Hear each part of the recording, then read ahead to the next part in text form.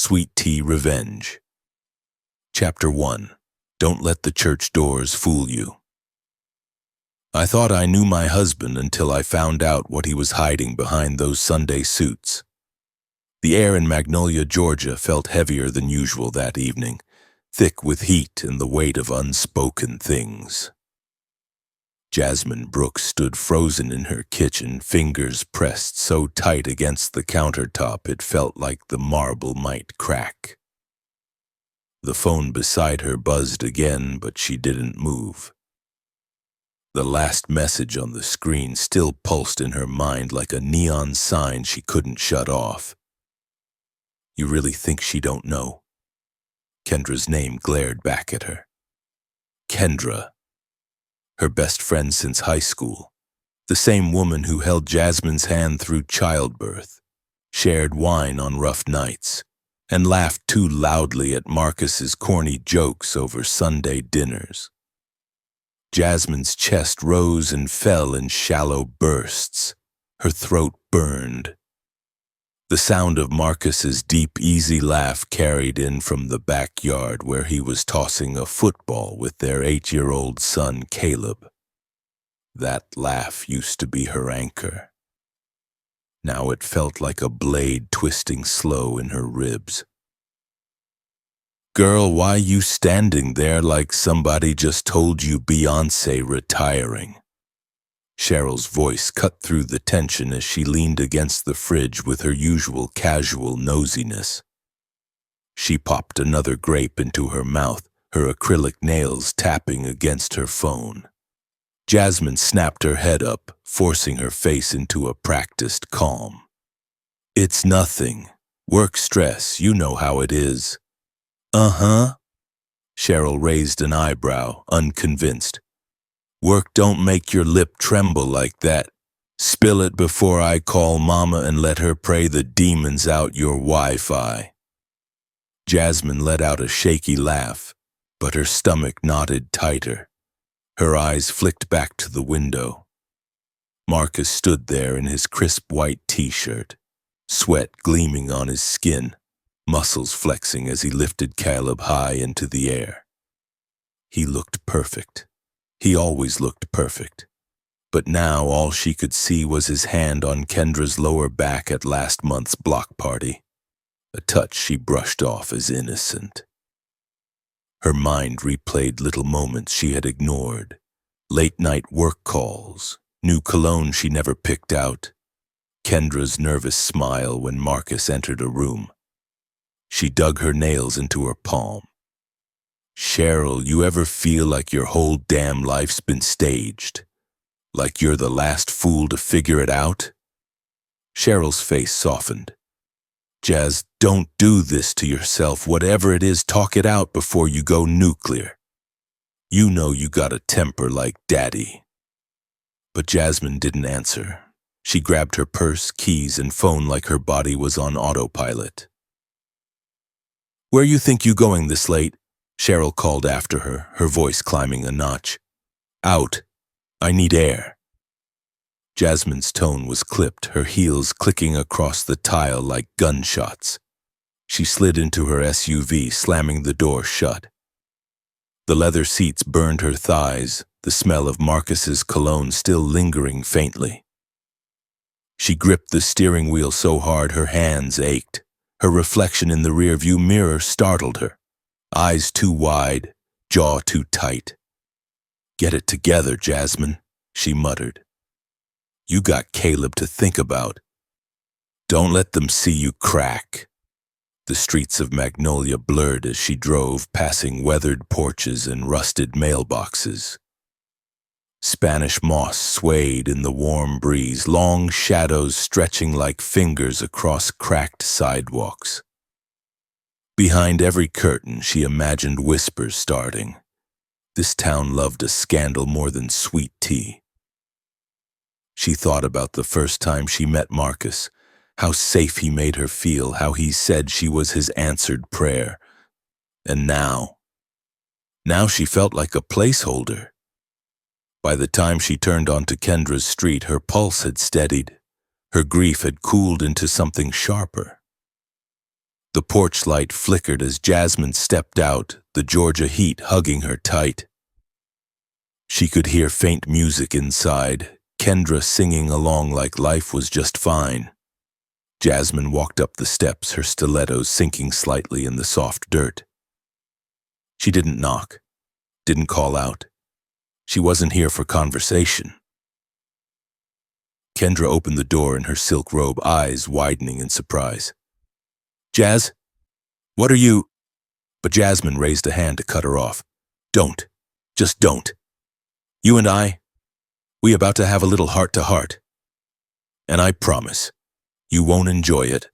The silence between them cracked like a thunderclap. Chapter 2. The Seeds Don't Lie.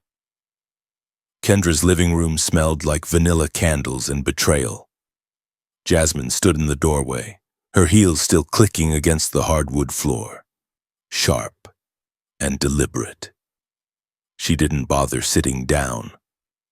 Her eyes swept over the familiar space, plush cream couches, family photos lined up like perfect little soldiers, and that big fake smile Kendra was trying to hold on her lips.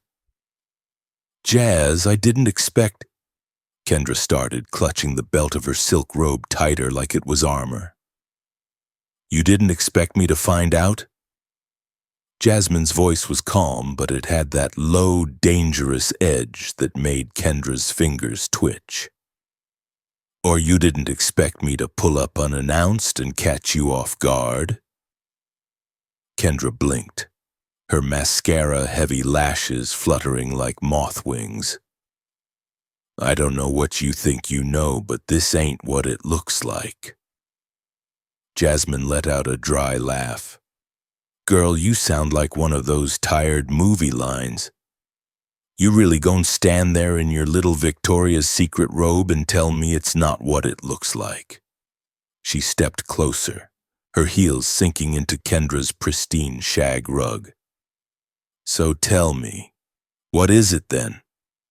Because from where I'm standing, it looks like my husband been playing house with my so-called best friend." Outside, the Magnolia wind picked up, rattling the shutters like even the house was ashamed. Kendra's bottom lip quivered, but she didn't speak. Jasmine shook her head slowly. "That's what I thought." Jasmine turned to the side, catching her reflection in the hallway mirror. She didn't recognize the woman staring back, eyes wild, jaw clenched, a fire burning so hot in her chest it scared her. Her voice softened, almost like she was talking to herself. "You know, my grandma used to say you can't plant poison in the soil and expect roses to grow. Guess y'all forgot that." Kendra finally found her words. "Marcus loves you, Jazz. He does. It wasn't supposed to happen." "Wasn't supposed to?" Jasmine snapped, her voice rising. "You tripped and fell into his bed? Or y'all just happened to end up at the same motel on Friday nights?" Kendra flinched. Jasmine took a deep breath, forcing her voice back down. "I'm not here to throw hands, Kendra, not yet. I just want you to understand something." She stepped so close their noses nearly touched. "You took something sacred from me. You broke bread at my table, held my baby in your arms, and still stabbed me in the back." Kendra's eyes glistened. "I'm sorry." Jasmine tilted her head, a bitter smile curling her lips. "You will be." She turned on her heel, storming out as fast as she'd arrived. The air outside slapped her face, thick and wet with the smell of Georgia pines after rain. Her SUV sat under the glow of a flickering streetlight, its paint dotted with fallen leaves like scars she couldn't wash away. Inside the car, Jasmine gripped the steering wheel so tight her knuckles turned pale. Her chest heaved as her thoughts spiraled. Marcus and Kendra, Kendra and Marcus. The words tangled in her mind like vines choking out her sanity. But beneath all the pain, something cold and sharp started to form. A plan. They thought she was the quiet wife, the soft-hearted mama who'd cry into her pillow and let them get away with it. They didn't know Jasmine Brooks was her grandma's granddaughter, and her grandma always said, "When folks burn down your garden, don't cry over ashes, plant thorns." As Jasmine pulled out of Kendra's driveway, the wind howled like an omen. She wasn't crying anymore. She was plotting. By the time she turned back onto Magnolia's main road, the neon lights of Rudy's diner glowed in the distance. She needed time to think, to map every move like a chess game. This wasn't about Marcus and Kendra anymore. This was about her dignity, her son's future, and teaching them both a lesson they'd never forget. And deep down, she knew one thing for sure. The seeds had been planted. Now it was only a matter of time before the harvest came. Chapter 3. The Storm Don't Ask Permission. The sky over Magnolia, Georgia turned a deep bruise purple as Jasmine drove home, her hands gripping the steering wheel like it was the only thing keeping her alive. Thunder rolled low in the distance and flashes of lightning split the clouds wide open. The rain hadn't started yet, but the air smelled like it was about to. Her phone buzzed in the cup holder, Marcus's name lighting up the screen. She ignored it. He'd probably noticed she was gone by now, probably pacing the living room with that same fake concern he used whenever he was caught in a lie. Jasmine almost laughed at the thought. Almost. She pulled into their driveway, headlights catching Marcus standing on the porch with Caleb in his arms. Caleb waved excitedly, but Marcus just stared, his face unreadable. Jasmine killed the engine and sat there for a moment, letting the silence throb in her ears. "You gonna stay out there all night?" Marcus's voice carried over the storm wind as he stepped down the porch stairs. Jasmine stepped out, clutching her purse tight. "I might. Seems safer in the car than inside with snakes." Marcus sighed, setting Caleb down. "Baby, I don't know what's going on, but can we not do this out here? Neighbors already nosy enough." Jasmine laughed, bitter and sharp. "Oh, so now you worried about what folks think?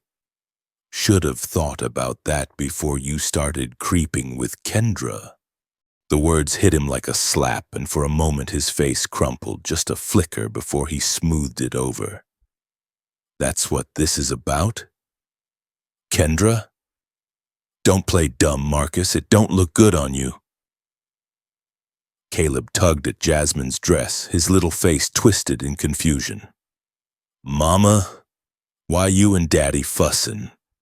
She crouched down, brushing his curls back. "Go inside, baby. Mommy and Daddy need to talk." "But go," Marcus said firmly. Caleb hesitated, then shuffled back into the house, dragging his toy truck behind him.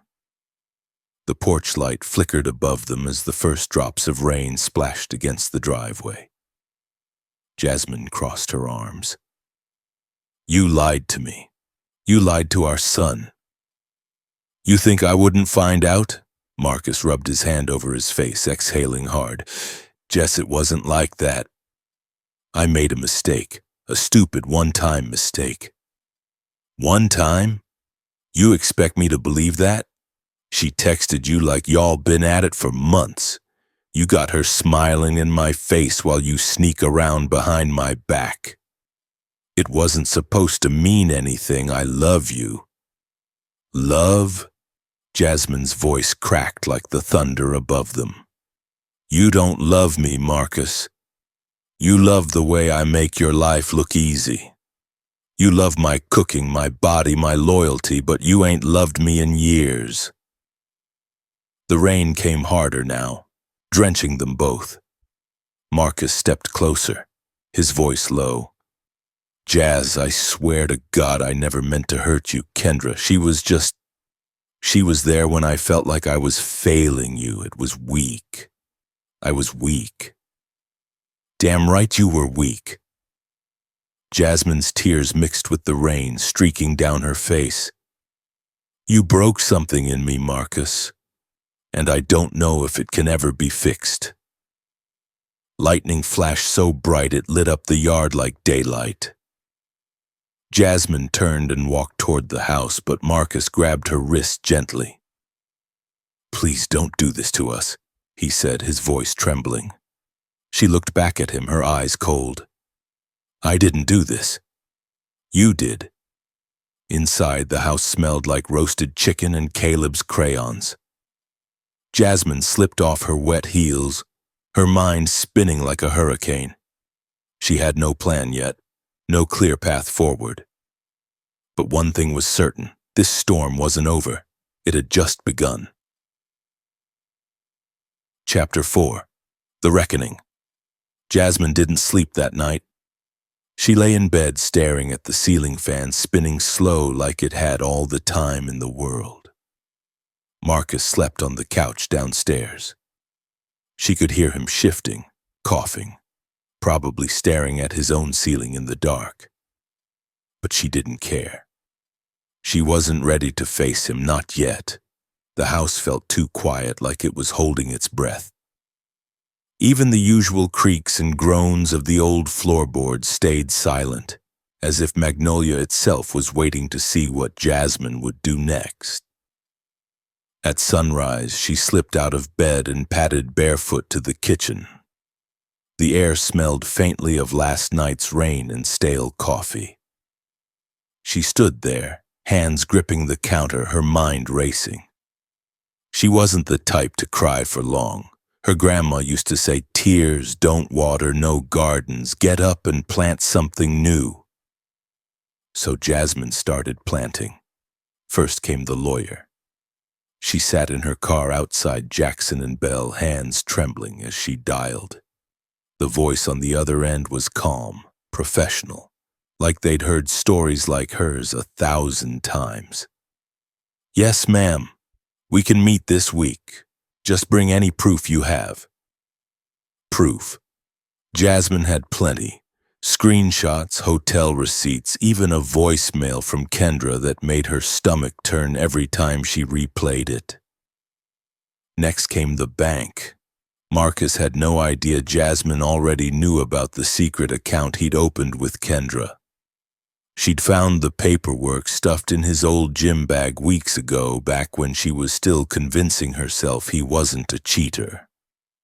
Now it felt like ammunition. By noon, Jasmine was back home, her hair sticking to her forehead from the sticky Georgia heat. She found Marcus outside, fixing the loose gutter on the porch. He looked up, sweat dripping down his neck. You ain't gotta fix nothing, she said flatly. This whole house already broken. He set down his tools slowly, like he knew a storm was coming and couldn't stop it. Jazz, can we please talk? Just us. No yelling, no blaming, I'll tell you everything. You're gonna tell me everything anyway, Jasmine replied, her voice calm but her eyes sharp. But not here. Marcus frowned. What you mean? I booked us an appointment, Pastor Wright's marriage counseling. You always said God could fix anything. Let's see if he's available Tuesday at 3. Marcus let out a long sigh, rubbing the back of his neck. Jazz, I don't need a pastor to tell me I messed up. I know I did. I was stupid. I hurt you, but I'm begging you, don't destroy us over one mistake. One mistake? Jasmine's laugh was cold, hollow. That's funny. You and Kendra made that mistake in 3 different motels. That sound like one to you? He winced. Jasmine stepped closer, her arms crossed tight. I ain't here to play house no more, Marcus. You got 2 choices. You fix this the right way, or I burn it all down and start over. The wind picked up, rattling the trees around them. Marcus looked at her like he was seeing her for the first time, not as his quiet, forgiving wife, but as the woman she really was. Strong, unyielding, dangerous when crossed. "All right," he said finally, and I'll talk. Whatever you need." Jasmine nodded once. "Good. And Marcus?" "Yeah?" She leaned in, her voice low and steady. "Don't think for a second I won't walk away. I don't care how long we've been married or how many pictures we got on that mantel. You break my trust again and I'll leave you standing in the ashes." Marcus swallowed hard, his Adam's apple bobbing. He wanted to speak but found no words. Inside the house, Caleb was sitting cross-legged on the living room rug, building towers with his Legos. He looked up and grinned. "Daddy, you gonna help me build?" Marcus forced a smile. "In a minute, champ." Jasmine watched him from the doorway, her heart heavy. She didn't want to destroy Caleb's family, but she also couldn't let her son grow up thinking it was okay to hurt the people who loved you most. As she walked upstairs, Jasmine whispered to herself, "Grandma was right. Sometimes you gotta let the storm hit to see what's still standing after." And this storm wasn't done raging, not by a long shot. Chapter 5. Roots Run Deep. The morning sun broke through the clouds over Magnolia, Georgia, like it was trying to heal the scars left by last week's storm. Jasmine stood barefoot in her backyard, the wet grass cool under her feet. She watched Caleb chasing butterflies, his laughter floating through the air like music. It was the first time in days she felt something close to peace. Inside the house, Marcus was packing his things. Not because she asked him to leave, but because he chose to. Last night's counseling session had cracked them both open in ways neither expected. Jasmine could still hear Pastor Wright's voice echoing in her head. "A broken tree don't heal overnight, but if the root's still strong, it can grow again. Question is, y'all want to grow together or apart?" She wasn't sure of her answer yet. The screen door creaked as Marcus stepped out, a small duffel bag slung over his shoulder. He looked tired, older somehow, like the weight of his mistakes had settled deep in his bones. "I'm gonna stay at my brother's for a while," he said softly. "Give you space to figure out what you need." Jasmine nodded, arms crossed tight over her chest. "Space sounds good." Marcus hesitated.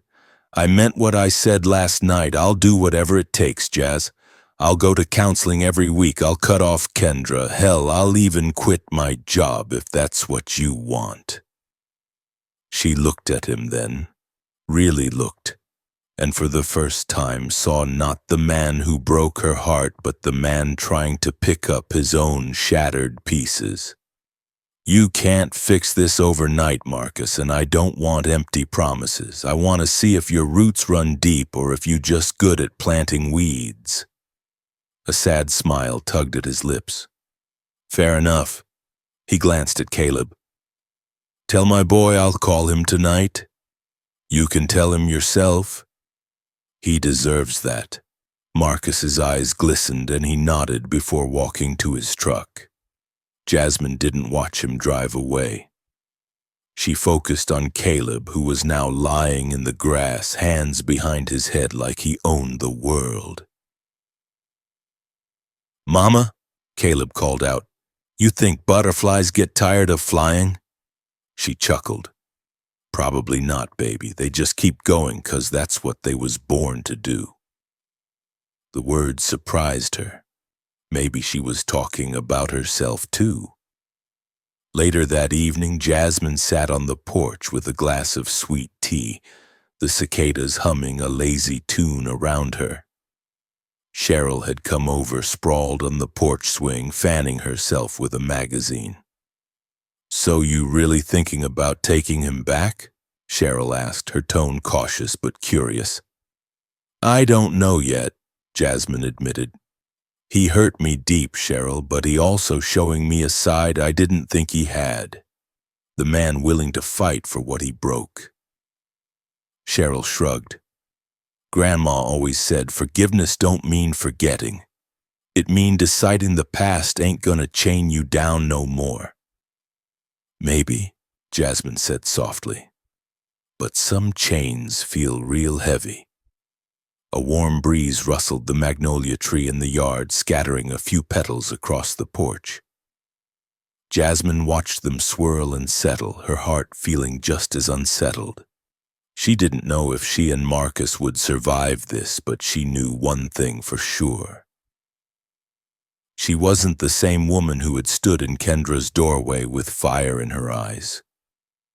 She was stronger now, wiser, and no matter how this played out, she'd make damn sure Caleb grew up knowing his mama didn't let storms destroy her. Because some storms don't come to break you. They come to clear the path.